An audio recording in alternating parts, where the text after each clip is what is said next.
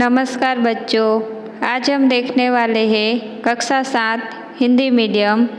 विषय है सामाजिक विज्ञान और इसमें से 8वां पाठ मध्य युग का दिल्ली दर्शन। आज हम उसका अभ्यास करते हैं। भगवती बहन उत्तर प्रदेश के प्रवास में गई थी। उनको इतिहास का शौक था, अतः उन्होंने अपनी डायरी में दिल्ली के शासकों के विषय में लिखा था। इस प्रवास डायरी का पठन कक्षा में हुआ, जो इस प्रकार है। यहाँ पर जो मध्य युग का दिल्ली दर्शन है, इस पाठ के बारे में हम देखेंगे। तो भगवती बहन जो है वह उत्तर भारत के प्रवास में गई हुई थी और उन्हें इतिहास जानने का शौक भी था। तो उन्होंने अपनी डायरी में दिल्ली के शासकों के विषय में लिखा और उस डायरी का पठन कक्षा में किया जाता है, जो इस तरह है, जिसका हम भी अभ्यास करते हैं। सबसे पहले है गुलाम वंश। 13वीं सदी के शुरुआत में दिल्ली सल्तनत की स्थापना ईस्वी सन 1206 में हुई थी। गौरी के निधन के बाद उसका विश्वासपात्र गुलाम में से सरदार बना हुआ कुतुबुद्दीन ऐबक ने दिल्ली का शासन संभाला। कि 13वीं सदी के शुरुआत में दिल्ली सल्तनत की स्थापना हुई थी और वह 1206 में हुई थी। और गौरी के निधन के बाद उसका जो विश्वास पात्र गुलाम है, उसमें से सरदार बना हुआ जो है वह कुतुबुद्दीन ऐबक ने दिल्ली का शासन संभाला था। इसके साथ ही दिल्ली की गद्दी पर गुलाम वंश की स्थापना हुई। कि किसके साथ होती है कि कुतुबुद्दीन ऐबक, उन्होंने दिल्ली का शासन संभाला था और इसी के साथ ही क्या हुआ, गुलाम वंश की स्थापना हुई।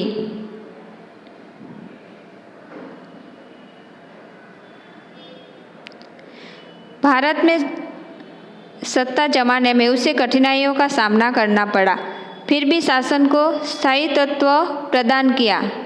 उसने एक मीनार का निर्माण कार्य शुरू करवाया था। कि भारत में सत्ता जमाने में उन्हें बहुत सी सारी कठिनाइयों का सामना करना पड़ता है, फिर वह उस शासन को स्थायित्व प्रदान करते हैं और उन्होंने एक मीनार बनवाने का कार्य शुरू करवा दिया। उसके बाद सत्ता पर आने वाले उसके दामाद इल्तुतमिश ने यह कार्य पूर्ण करवाया। कि शुरुआत उन्होंने की थी और उसके बाद सत्ता पर उसके जो दामाद है इल्तुतमिश, तो ये जो मीनार बनवाने का कार्य था वो उनके दामाद ने पूरा करवाया। यह मीनार यानी कि चित्र 8.1 में जो ये मीनार दिखाया है, तो वह कैसा है कि जो दिखाई देने वाला मशहूर कुतुब मीनार, ये जो मशहूर कुतुब मीनार है, वह कुतुब मीनार के निर्माण कार्य में हिंदू मुस्लिम निर्माण शैली का संबंध दिखाई देता है। कि इस मीनार के कार्य में दोनों ही हिंदू और मुस्लिम दोनों का समन्वय दिखाई देता है। सल्तनत काल में यही राजधानी का स्थल था।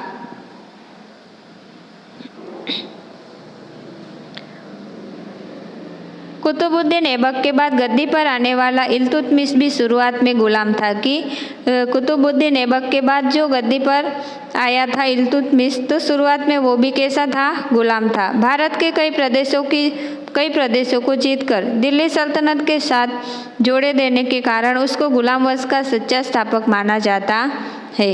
उसके निधन के बाद दिल्ली की गद्दी पर उसकी बेटी रजिया, कि ये जो इल्तुतमिश है, उनके निधन के बाद दिल्ली की गद्दी पर उसकी जो बेटी थी रजिया, वो ईस्वी सन 1236 में आई।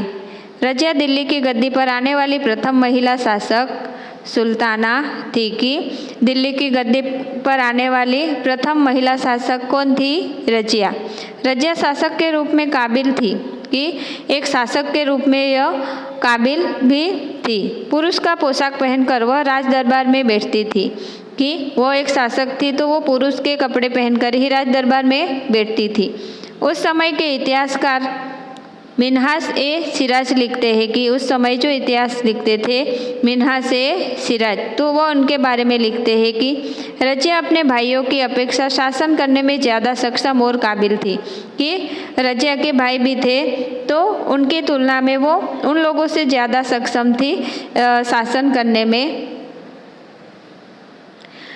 फिर भी एक स्त्री होने के कारण उसे शासक के रूप में स्वीकार नहीं किया जाता था कि वो अपने भाइयों से ज़्यादा सक्षम थी राज्य संभालने के लिए, शासन करने के लिए। फिर भी वो एक स्त्री थी, इसके कारण उन्हें शासक के रूप में स्वीकार नहीं किया जाता था। कि यहाँ पर हमें यह सोचना है कि समाज व्यवस्था में स्त्री और पुरुष का स्थान समान है, तो फिर ऐसा क्यों कि हमारी समाज व्यवस्था में स्त्री और पुरुष को दोनों को एक तरह का ही सम्मान मिला है, तो फिर ऐसे में ऐसा भेदभाव क्यों होता है कि स्त्री और पुरुष? तो इसके बारे में हमें विचार करने हैं। अमीर उमराव को रजिया बेगम की सत्ता चुभती थी कि अमीर उमराव जो था तो उनकी जो ये रजिया बेगम की जो सत्ता थी वो उन्हें चुभती थी, यानी कि उन्हें अच्छी नहीं लगती थी। अमीरों की खटपट के कारण रजिया के शासन का अंत आया। कि अमीरों के ऐसी खटपट के कारण क्या होता है कि रजिया का जो शासन था उसका अंत आ जाता है। उसके निधन के बाद 6 साल तक राज्य में अंधाधुंधी चली। कि उनके निधन के बाद राज्य में क्या होता है कि 6 साल तक अंधाधुंधी चलती रहती है। आखिरकार अमीरों ने इल्तुतमिश के पुत्र नसीरुद्दीन को दिल्ली की गद्दी पर बिठाया। कि आखिर में क्या होता है कि अमीरों ने इल्तुतमिश के पुत्र नसीरुद्दीन को दिल्ली की गद्दी पर बिठा दिया जाता है। उसने 21 साल तक शासन किया। उसके निधन के बाद दिल्ली की गद्दी पर गयासुद्दीन बलबन आया। दिल्ली के शासन में चल रही अशांति और अव्यवस्था का अंत करके उसने मजबूत शासन की नींव डाली। बलबन नसीरुद्दीन के मंत्री के रूप में 20 साल तक रहा। ये जो बलबन है वो नसीरुद्दीन के मंत्री के रूप में 20 साल तक वहाँ पर रहता है। उसके बाद 22 साल तक सुल्तान के रूप में कार्यभार चलाया। उसके बाद के शासकों के कमजोर पड़ते ही दिल्ली पर खिलजी वंश की स्थापना हुई। यहाँ पर हमें रजिया के बारे में इतनी जानकारी दी है कि रजिया ने अपने अभिलेखों और सिक्कों पर लिखवाया था कि वह इल्तुतमिश की बेटी है। आधुनिक आंध्र प्रदेश के वारंगल क्षेत्र में एक काकतीय वंश का शासन था। इस वंश की रानी रुद्रम्मा देवी 1262-1289 का व्यवहार रजिया के बिल्कुल ही विपरीत था। रुद्रम्मा देवी ने अभिलेखों में अपना नाम पुरुषों जैसे लिखवाया था। ऐसा ही कश्मीर की एक समय की रानी दीदा के लिए भी है। उसे कश्मीर की जनता दीदी के स्नेह भरे संबंध से बुलाती है।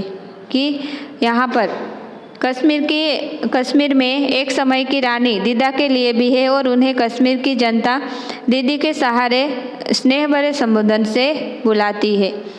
इसके बाद आता है खिलजी वंश।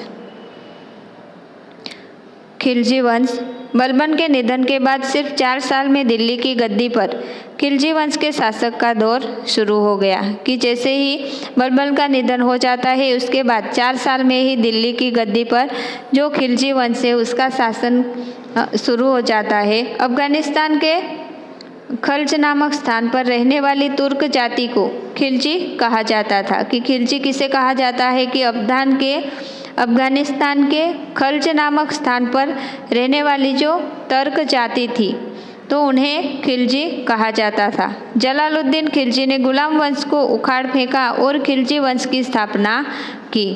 कि जलालुद्दीन ने खिलजी वंश की जो स्थापना थी उन्हें उखाड़ फेंका था, यानी कि उन्हें हटा दिया था और खिलजी वंश की स्थापना की। इसी सन 1296 में उसने भतीजे और दामाद अलाउद्दीन खिलजी की दिल्ली की सत्ता जलालुद्दीन से छीन ली।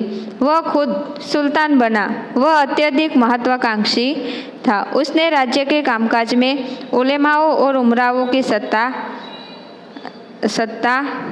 कर दी थी। उन्होंने क्या किया था कि राज्य के कामकाज में उलेमाओं और उमरावों की सत्ता कम कर दी। प्रख्यात कवि अमीर खुसरो उसके दरबार में थे। खुसरो की कई रचनाएं प्रख्यात है। अलाउद्दीन खिलजी ने भाव नियंत्रण के लिए सख्त कानून बनाए। उसके निधन के बाद राज्य में अराजकता फैली और खिलजी वंश के बाद तुगलक वंश का शासन स्थापित हुआ। यहाँ पर भी ये बात हमें विचार करने के लिए कहती है कि जो चीज़ जीवन उपयोगी हो और उस पर भाव नियंत्रण न हो तो समाज जीवन पर क्या असर पड़ता है। कि यहाँ पर क्या कहा है कि अगर कोई चीज़ है और वह हमारे जीवन उपयोगी है पर अगर उस पर भाव का नियंत्रण न हो तो समाज जीवन पर उसकी क्या असर पड़ती है, और आप इसके बारे में हमें क्या करना है कि क्या ऐसा भाव नियंत्रण आवश्यक लगेगा और अगर लगता है तो क्यों, इसके बारे में हमें विचार करने हैं। अब आता है तुगलक वंश। अलाउद्दीन खिलजी के निधन के बाद 4 ही साल में तुगलक वंश का शासन आया। गयासुद्दीन तुगलक ने उसकी स्थापना की। उसके समय में डाक चौकी डाक पद्धति दाखिल हुई थी। अश्वारोही डाक ले जाते थे। डाकिया उस समय हलकारा कहलाता था। कि ये जो डाक चौकी है वो दाखिल हुई तो अश्वारोही यानी कि घोड़ों पर जो सवार होकर ये लेकर जाया जाता था, और डाकिये को उस समय क्या कहते थे, उन्हें हलकारा कहते थे। हलकारा के बारे में ज़्यादा जानकारी सौराष्ट्र के रसदार में से हमें जाननी है। गयासुद्दीन के बाद मोहम्मद तुगलक नामक सुल्तान गद्दी पर आया। तब उसने कई योजनाएं अमल में रखी। उसकी तीव्र आलोचना हुई। इन योजनाओं में दिल्ली और दौलताबाद के बीच राजधानी का स्थानांतर, ताम्र सिक्कों का मुद्रा में स्थान आदि मुख्य है। मोहम्मद तुगलक के समय में तांजर का हबशी मुसाफिर इब्न बतूता भारत आया था। सुल्तान के संचालन की समालोचना करते हुए लिखा है कि मोहम्मद शाह के राज्य में प्रकाश और अंधकार दोनों एक साथ देखने को मिलते हैं। कि यहाँ पर समालोचना करते हुए क्या लिखा है कि मोहम्मद शाह के राज्य में प्रकाश और अंधकार दोनों एक साथ में ही देखने को मिलते हैं। अब आता है विजयनगर का हिंदू राज्य। दिल्ली सल्तनत काल में दक्षिण में शासन स्थापित करने के प्रयास हुए थे। अलाउद्दीन खिलजी के समय में प्रथम आक्रमण हुआ था। वह देवगिरी में से अधिकतर दौलत दिल्ली ले गया था। उसके बाद मलिक काफर ने वरंगल राज्यों का नाश किया। मोहम्मद तुगलक के समय में भी दक्षिण की परिस्थिति अधिक बिगड़ी थी। इसी समय में दक्षिण में विजयनगर का हिंदू महाराज्य और बहमनी सुल्तान का शासन स्थापित हुआ। वरंगल के राजा की हार होते ही जादव कुल के 2 भाई हरिहर और बुक्का को विद्यारण्य स्वामी ने विजयनगर का राज्य स्थापित करने हेतु प्रोत्साहन दिया था। इसी सन 1336 में तुंगभद्रा नदी के तट पर विजयनगर राज्य स्थापित हुआ। कि 1936 में तुंगभद्रा नदी के तट पर कौन सा राज्य स्थापित होता है, विजयनगर राज्य स्थापित हुआ। 8 ही साल के अल्प समय में यह राज्य तुंगभद्रा से लेकर कन्याकुमारी तक विस्तृत हुआ। हरिहर के निधन के बाद बुक्का और बाद के सभी वारिसदार निर्बल साबित होते ही कुछ ही समय के बाद शासन में बदलाव आ जाता है। उस नए वंश में कृष्णदेवराय नामक प्रभावशाली शासक हुआ था। कृष्णदेवराय की सत्ता दक्षिण भारत में अच्छी तरह से फैली थी। फिरंगियों के साथ कृष्णदेवराय के अच्छे संबंध थे। वह साहित्य और कला का भी प्रेमी था। योमके नामक इंजीनियर की मदद से उसने दक्षिण भारत में नहरों का निर्माण करवाया था। विजयनगर की मुलाकात पर आए हुए विदेशी यात्रियों ने विजयनगर की भव्यता की प्रशंसा की थी। इस राज्य में भव्य मंदिर और किले थे। तालीकोटा के युद्ध में इस वैभवशाली नगर का विनाश होता है। अब आता है बहमनी राज्य। दक्कन में कई अमीरों ने बगावत की थी।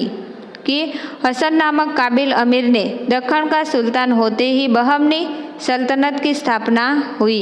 हसन ने सुल्तान होते ही अपने शाही वंश का नाम बहमनी वंश रखा।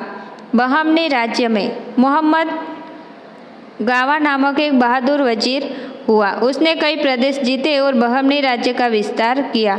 उसने बहुत ही कुशलतापूर्वक संचालन किया। उसके बाद बहमनी राज्य पर सत्ता निर्भर होने लगी थी। विजयनगर और बहमनी राज्यों के बीच बार बार युद्ध होते थे। बहमनी राज्य का पतन होते ही उसके कुछ प्रांत जो थे वह स्वतंत्र हो गए।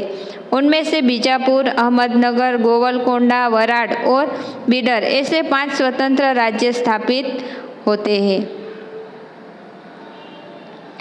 अब दिल्ली सल्तनत का जो अंत है वो किस तरह से होता है, वो अंत में हम देखते हैं कि दिल्ली सल्तनत का अंत मोहम्मद तुगलक के बाद फिरोज शाह तुगलक का शासन आया, लेकिन इसी समय से ही दिल्ली सल्तनत की सत्ता निर्बल होने लगी कि मोहम्मद तुगलक के बाद फिरोज शाह तुगलक का शासन आता है, लेकिन इसी समय से ही क्या होने लगता है कि दिल्ली सल्तनत जो है वह निर्बल होने लगती है। तुगलक वंश के शासन दौरान तैमूर ने दिल्ली पर आक्रमण किया, दिल्ली को लूटा। ऐसी अराजकता के बीच खिजर खान नामक लाहौर के हामिद ने दिल्ली पर सैयद वंश की स्थापना की। इस वंश के सुल्तानों की सत्ता दिल्ली के आसपास के विस्तार तक ही सीमित थी। बहलोल नामक एक अफगान सरदार ने इसी सन 1451 में दिल्ली की गद्दी पर लोदी वंश की स्थापना की। उसके बाद उसका जो बेटा है सिकंदर लोदी, वो दिल्ली की गद्दी पर आया। सिकंदर में श्रेष्ठ शासक के सभी गुण थे, लेकिन धर्म की दृष्टि से वह असहिष्णु था। उसके निधन के बाद गद्दी के लिए लड़ाइयाँ हुई, जिसमें इब्राहिम लोदी ने बड़े भाई को पराजित करके दिल्ली की गद्दी संभाली थी। उसके अहंकारी व्यवहार से अमीर क्या होते हैं, नाराज होते हैं। संपूर्ण राज्य में उसका भी विरोध होता है। इस समय काबुल के बादशाह बाबर ने दिल्ली पर आक्रमण किया। इसी सन 1526 में पानीपत के युद्ध में इब्राहिम लोदी को पराजित करके विदेश से आए हुए बाबर ने मुगल साम्राज्य की नींव डाली। यह शासन लगभग 200 साल तक अविरत चलता रहता है। तो इस तरह से यहाँ पर दिल्ली सल्तनत जो है उसका अंत, जो राजा आए थे, जो शासक आए थे, तो उन लोगों की कहीं ना कहीं असहिष्णु दृष्टि और गद्दी के लिए लड़ाइयाँ होने के बाद वह संभाल नहीं पाते हैं। उसके कारण दिल्ली सल्तनत का धीरे धीरे अंत हो जाता है। तो बच्चों, यहाँ पर ये जो पाठ है वो पूरा होता है। आपको इसका अभ्यास करना है, पढ़ना है, और यहाँ पर स्वाध्याय के प्रश्न दिए हैं, वो भी आप लोगों को अच्छे से अभ्यास करके उसके उत्तर लिखने हैं।